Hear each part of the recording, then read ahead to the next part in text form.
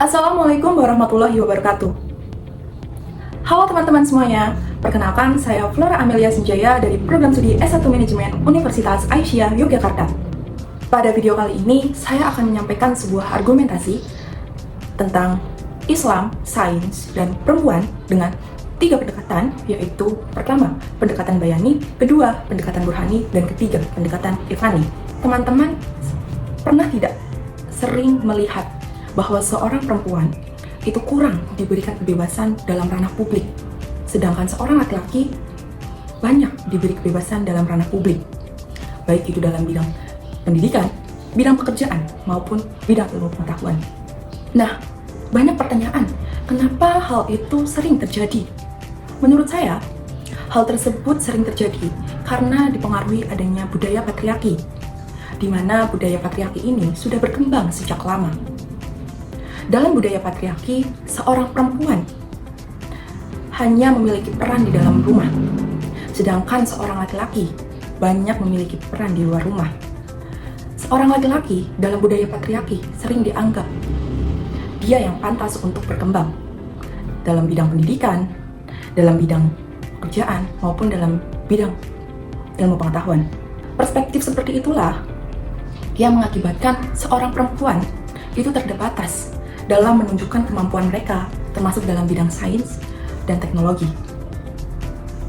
Namun, jika kita melihat sudut pandang Islam, apakah betul dalam Islam membatasi seorang perempuan untuk berkembang? Dalam hal ini, kita akan membahas dengan 3 pendekatan. Yang pertama, dalam pendekatan bayani, berdasarkan Al-Quran dan hadis, Islam sebenarnya sangat menghargai perempuan. Di dalam Islam tidak mengajarkan bahwa seorang perempuan dan seorang laki-laki itu memiliki perbedaan. Di dalam Islam juga tidak mengajarkan bahwa seorang perempuan itu lebih rendah dibandingkan seorang laki-laki. Sebagaimana Allah berfirman dalam Quran Surat Al-Ahzab ayat 35, bahwa laki-laki dan perempuan itu sama-sama beriman dan mereka sama-sama mendapatkan pahala dan kedudukan di sisi Allah Subhanahu wa Ta'ala.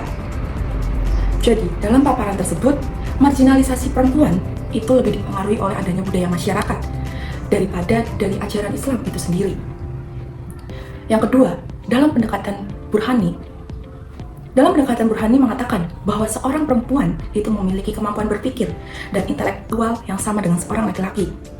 Bisa kita lihat saat ini banyak seorang perempuan yang berhasil menjadi seorang dokter, seorang ilmuwan, seorang dokter, peneliti, bahkan seorang perempuan bisa menjadi pemimpin dalam perusahaan.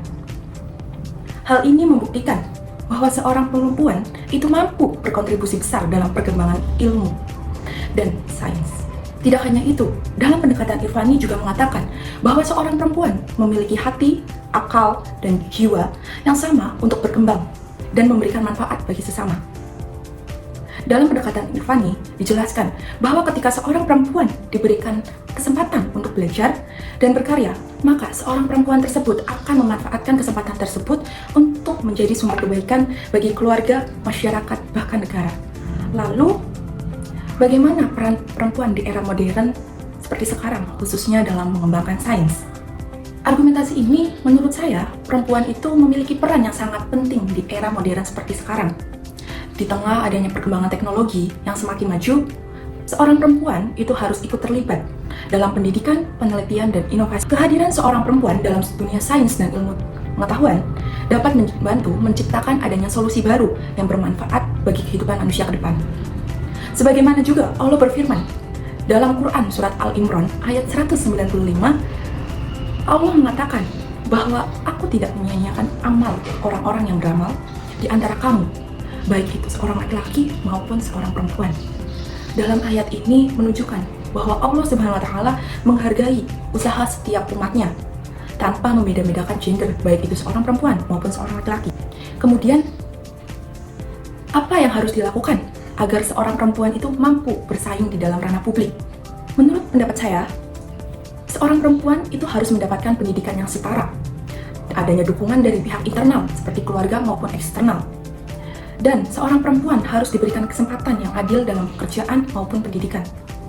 Selain itu, dalam diri seorang perempuan juga harus memiliki kepercayaan diri dan harus bisa mengembangkan kemampuan diri serta memanfaatkan teknologi yang baik.